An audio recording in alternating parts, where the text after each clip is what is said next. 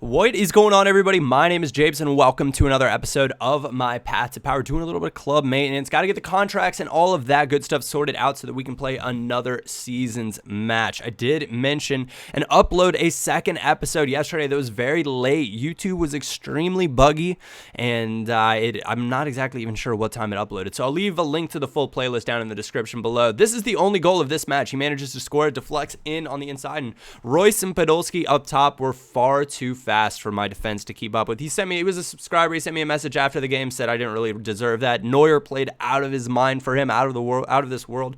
But you can see there the stats pretty even, so it was really a coin flip on who was going to get that goal. Neuer kept a few really nice opportunities out, and my keeper was unable to do so when called upon. As you can see, we have a little bit of a contract issue. So instead of buying contract cards, I'm going to just sell the guys that I bought. Remember, I bought all of these gold players for somewhere between 300 and 350 coins. So I'm going to just go ahead and list that. Gillette, 250 coins. I'm going to go ahead and list these guys up for 3 days. You're like, what, Japes, 3 days? That's kind of crazy. Why would you ever list a card up? And that's because they're going to eventually be the lowest card or the lowest priced card on the market for that card at some point in time, and somebody is going to want to buy them. That's a little tidbit. You guys should take that into consideration. We pick up Kevin Morales here. De Camargo left me wanting a little bit more pace. He's not a bad striker by any means. He did fantastic for us in the game that we played yesterday.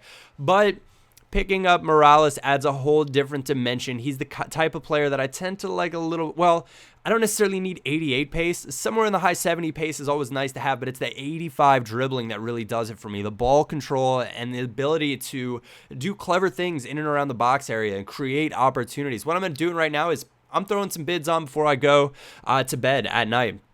300 coins on goalkeepers. I can always discard them for 300 coins, but I needed a new one because mine was out of contracts, and so I'm just going to throw those bids on. If I get them, awesome, and then I'll be able to use them. If I don't, no big deal. I'll just throw some other 250, 300 coin bids out there, and if I get 2 of them, that's cool, because then I don't, once one of them goes, I can list him up for buy now 350. He'll probably end up selling on eventually. There aren't too many options at goalkeeper for Belgium, and it's hotly debated as to who the best is in Ultimate Team. You've got Gillette, you've got the guy that plays Mignolet, and Courtois, the guy that plays for Atletico.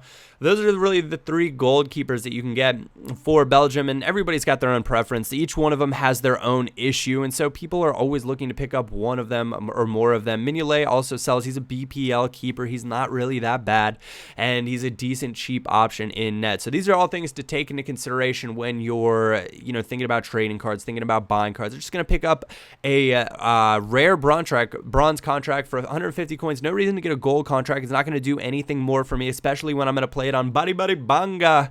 And obviously his name is Body Banga, but it's a body blast. And you can see a lot of the stuff that I put up for 3 days now has sold on for various prices. De Bruyne paid 300, sold 350. Gillette paid 250, sold 350. So our coin total's starting to go up. We've got 6,000 coins. The one blemish on the record there, the one loss, but that happens. And what I really didn't take into consideration is I thought, all right, with seasons, everybody is going to be, they're going to have teams similar to mine in the lower ranks. That's wrong. That is absolutely wrong. There are a lot of people that are in, Division 4 and stuff like that. They're going to have multiple full gold, stellar teams.